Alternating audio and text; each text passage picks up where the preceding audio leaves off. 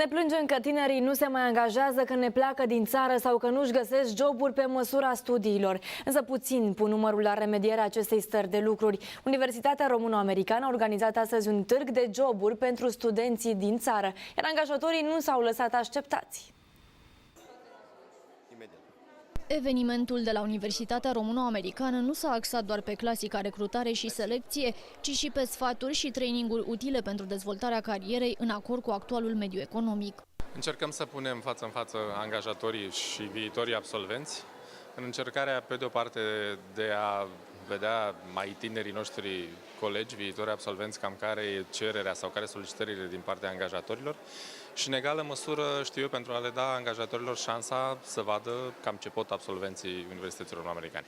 În orice universitate din țara asta să devină o normalitate, știu, organizarea unor târguri de joburi, anuale, bianuale, suficient de des cât să fie mai ușor și pentru angajatori să-și găsească absolvenții pe care îi caută și pentru tinerii absolvenți sau studenți să-și găsească un internship sau un job care să le ofere acea experiență practică sau acea carieră la care visează. Și studenții au avut de unde alege. Zeci de firme cu sute de locuri de muncă în IT, turism și finanțe au venit în holurile universității. Căutăm ingineri de suport tehnic, proaspăt absolvenți de facultate, iar în acest moment avem în jur de 100 de poziții deschise. Cel mai important pentru astfel de industrie unde lucrez cu oamenii este să vrei să crești, să vrei să faci asta și să vrei să faci o carieră. Mi-aș dori ca genul acesta de evenimente să fie bine stabilite și cu o frecvență mult mai mare. Nu știu dacă e neapărat util să comparăm o zi sau mai multe zile, dar atâta vreme cât ar exista de mai multe ori pe an, atunci ar fi mult mai ok, în primul și în primul rând, pentru studenți. Am venit la acest târg pentru potențialul de candidați pe care Universitatea Româno-Americană îi pune la dispoziție. Chiar avem studenți, absolvenți ai acestei universități care sunt în prezent angajați de succes.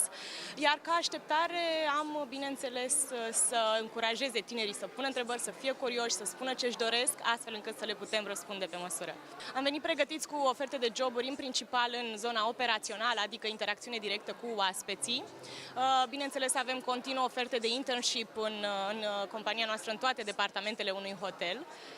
Iar ca ce ar trebui tinerii să pregătească, vorbim de a crea experiență pentru oaspeții și lucrăm cu emoțiile oaspeților. Așadar, ar trebui să aibă o dorință naturală de a servi oaspeții, o dorință naturală de a le rămâne în minte și de a reprezenta hotelul cu succes.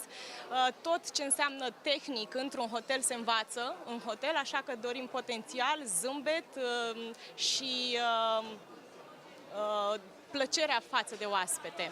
Anul trecut, la nivel național, aproape 16.000 de absolvenți de facultate au intrat de pe băncile universităților direct în șomaj. În plus, studiile de specialitate arată că 80% din absolvenții de facultăți din România profesează în alte domenii decât cele pentru care s-au pregătit.